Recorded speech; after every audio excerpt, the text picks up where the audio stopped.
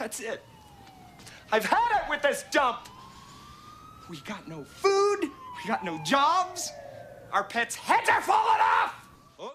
Welcome back to Thinking Critical. This is Wes, and let's talk Peter Cannon, Thunderbolt #1. This is my first venture into the series, and I must say up front, I came away very unimpressed. I normally find most Dynamite books to be good quality and very entertaining, but this one didn't hit my feel spots in a good way at all. Peter Cannon as a hero is very much of the deconstructed variety, and the story is heavily influenced by The Watchmen, the seminal achievement of the great Alan Moore. Watchmen is one of the most influential books in comic history, and often duplicated with the results normally falling flat.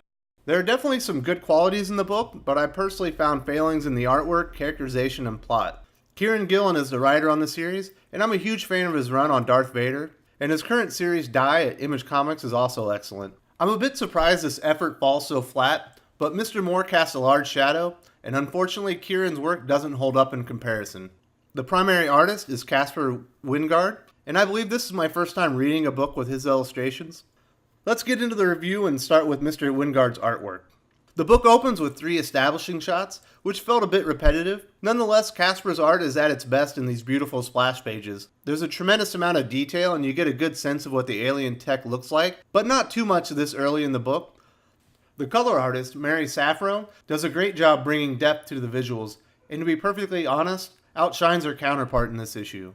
If all the artwork in the book was to the standard of the splash pages, it would get a great overall score, but unfortunately there are too many pages like this that feel unfinished. The action sequence is well done and flows great, but the background details, apparent in the top 3 panels, disappear in the final 6. It leaves the visuals feeling bare and lackluster. For this reason, I give the artwork in the book an overall 2.5 out of 5. We do get a bit more details of the aliens later on, and they look pretty cool. Nothing groundbreaking, but certainly fine for the story. You can again see the background details are missing, but the action is visually stimulating and flows well. One thing that confused me on this page is the non-uniformity in the lettering. The lettering in the top panel is much larger than the middle. At first I thought it was meant to indicate yelling or emphasis, but the words killed in city are bolded to indicate that in the second panel. I'm surprised that this kind of editing error would make it through, and I'm still not sure what the larger font was meant to symbolize. Like I said, the art is serviceable, but where the book really starts to fall apart is in the characterization. The first 5 characters we meet are Pyrophorus, The Test, Baba Yaga, Nucleon, and Supreme Justice, pictured from left to right. The only one of these characters to get a good amount of development is Supreme Justice. In this page, he's referred to as the meta-agent of unfettered capitalism. You get the feeling the writer isn't much of a fan of capitalism, so the character is defeated, easily, by the titular characters soon after. The most important thing to know is that these meta-agents represent the powers of America, Russia, and China, and it's hinted by the Test that the nations are on the precipice of World War at the time of the alien invasion. I will mention here that while most of the character designs are fine, I find Nucleon to be severely underwhelming. As the name and hazmat suit indicate, she is likely hazardous to normal people, but you would hope they could have come up with a better suit design. She does emerge from her yellow bag later in the book to an equally uninteresting look. So let's get to the elephant in the room, the titular character, Peter Cannon. He was one of the original characters Alan Moore had in mind when writing The Watchmen, and his role would become the Ozymandias character. You get the feeling this book is an homage to Moore's Watchmen. The problem lies in that Ozymandias is not a hero. He wasn't a hero in Watchmen, and Peter Cannon, the character he's based off, is not a hero here. In fact, he's one of the worst main protagonists I've ever read. I can't imagine writing a lead protagonist in a less heroic way, honestly. After he easily dispatches Supreme Justice, the symbol of capitalism, with his unnatural speed and reflexes, you get a real feel for the character.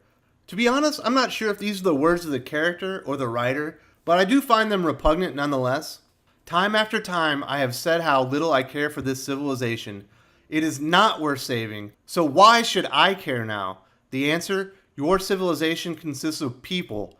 The continued existence of people is the only hope for something other than your culture. It's no accident he's speaking directly to the symbol of capitalism, about his contempt for society and why it isn't worth saving. I very much get the feeling this is the author, Kieron Gillen, telling the audience how he feels about capitalism and Western society in general. Either way, these aren't the words of a hero, these are the words of a villain. The only reason he's willing to save people being murdered and destroyed by an alien invasion is the hope that one day their culture will die, and he needs fresh bodies to build the new culture he wants. He's much more akin to Lex Luthor or Doctor Doom than Superman or Reed Richards. His motivation to intervene in the genocide of the human race is at its heart evil. These aren't the words or motivations of a sane person, let alone a heroic one. Given that Peter Cannon is supposed to be the hero, I would say the characterization is an abject failure, and I scored an overall 1 out of 5. But there is more character work I need to talk about. Soon after, his friend Tabu tells Tess the origin of Peter Cannon. Peter's parents took him to a village in Asia to fight a plague that eventually took them both. The villagers took Peter in and raised him. The plague later returned and claimed the rest of the villagers, leaving only Peter to have access to their ancient scrolls and knowledge. And the reason he hates Western society is amongst the flimsiest and most childish I've ever read. The world is unworthy of existing, in Peter's mind, because the world let those that raised him die. Pretty thin, am I right? Peter's a grown man who at this point in his life should understand that death is a part of life. He should certainly understand that it's not Western culture that killed his parents or the villagers.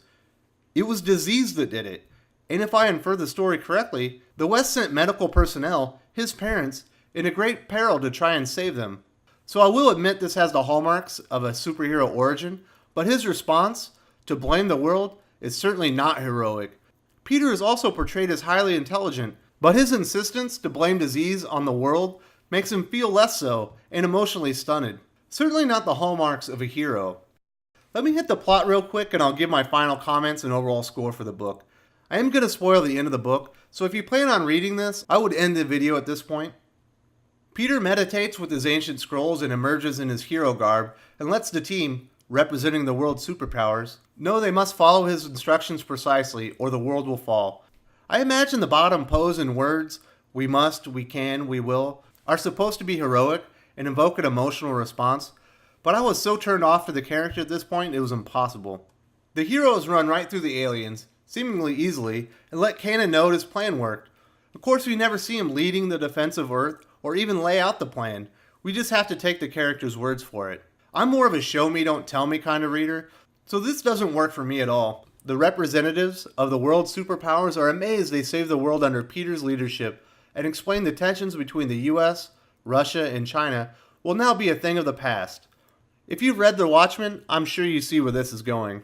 I also love how they exclaim that he is a born leader. We never witness him leading anything or experiencing a setback only to readjust his plan and motivate his troops. He just talks like he's better than everyone else and bosses them around. Some of you may or may not know this, but I was a senior NCO in the military with 20 years of experience. This is not how leadership works, and definitely not an example of a born leader. But I digress. In the end, Peter and Tabu are talking about the victory, and the reveal that anyone who read The Watchmen knew was coming happens. The alien invasion was planned and executed by Peter Cannon, the inspiration for Ozymandias himself. But not this Peter Cannon, one from an alternate dimension. Wah wah. I'll give this plot an overall 1.5 out of 5. I don't like this book at all. I like the hero even less. I'll give Gillen points for trying to build on Moore's timeless work, using the inspiration for one of his most influential characters, stealing the final act from Watchmen and trying to throw it on its head didn't work for me. If you're a fan of Watchmen and villains playing the role of hero, you may enjoy this book.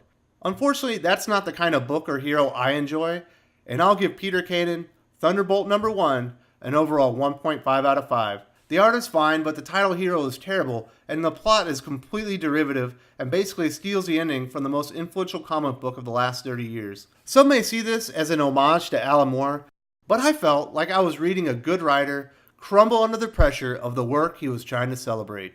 Of course, these are just my opinions. What say you? Did you enjoy the book? Did you think Gillen did Moore's Watchmen justice? Please let me know in the comments down below. If you enjoyed this video, please give it a like. I would appreciate it very much. It helps us attract more views for the channel. Subscribe for future commentary, comic book news, and reviews. And don't forget to ring the bell for notifications. If you want to talk comics, movies, and much, much more, you can follow me on Twitter at Wes_from_TC. With that, Salamat Po, and I'm out.